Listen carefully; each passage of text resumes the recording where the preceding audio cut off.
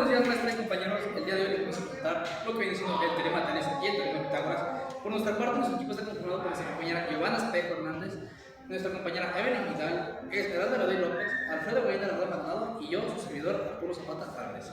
Ok, venimos a presentarles lo que, como les mencioné anteriormente, el teorema de Tales, que venimos incluyéndolo con el ejemplo en una maqueta y con problemas matemáticos muy buenos.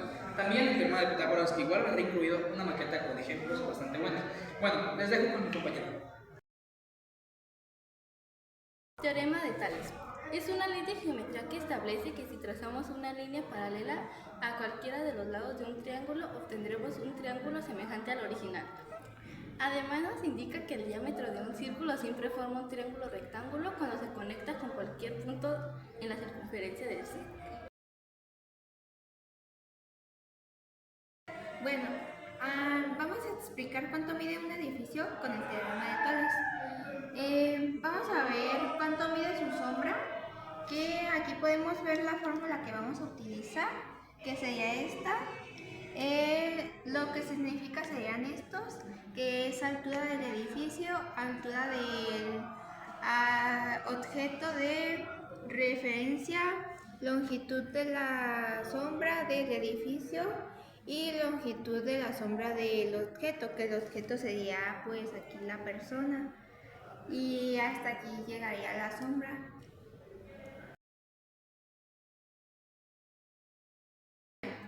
Bueno, a base de lo que nos mostró mi compañera, vamos a empezar a sustituir esta fórmula con los valores que nos da aquí para obtener la altura del edificio.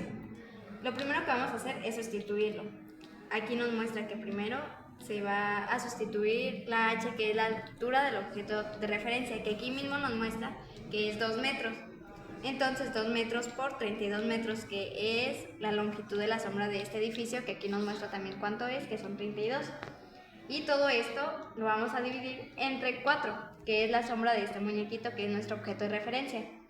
Luego, cuando esto ya nos lo dé, nos va a dar 64 entre 4 metros, que sigue siendo la sombra, nos va a dar 16 metros, lo que en conclusión es la altura del edificio, que hemos llegado al resultado gracias al teorema de Tales con las puras sombras de los objetos.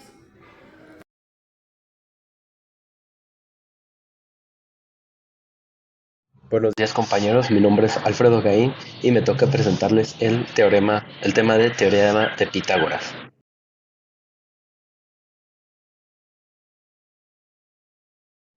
Primero que nada, ¿qué nos establece el teorema de Pitágoras?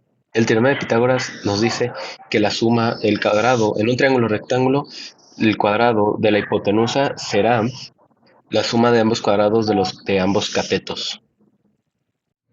Como podemos ver en el siguiente esquema, tenemos un triángulo rectángulo. ¿Cuáles son los catetos? Muy sencillo. Primero que nada, necesitamos identificar el ángulo opuesto a la hipotenusa, que vendría siendo la esquina que forma el ángulo de 90 grados. Lo podemos ver representado de mejor manera en este triángulo. El ángulo que representaría 90 grados sería este de abajo. Por ende, la hipotenusa sería el contrario, que vendría siendo el lado más largo. Ahora, los catetos vendrían siendo estos ambos lados. Ahora, en este esquema viene explicado con esta fórmula. A cuadrado más B al cuadrado es igual a C al cuadrado.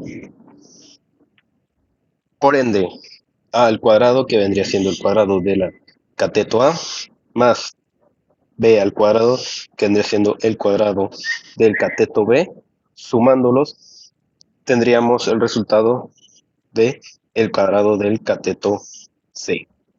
Para sacar el lado, o el cuánto mide el lado de la hipotenusa, necesitaríamos dividir esta suma que nos dio, más bien necesitaríamos sacar la raíz cuadrada de esta suma que nos vendría dando el resultado de la hipotenusa.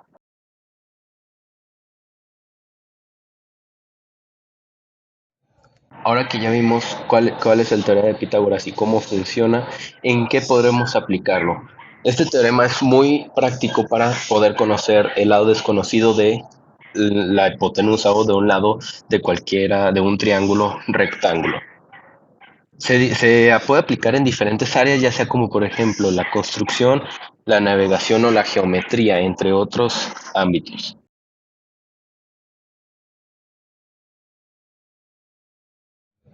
De mi parte sería todo. Muchas gracias.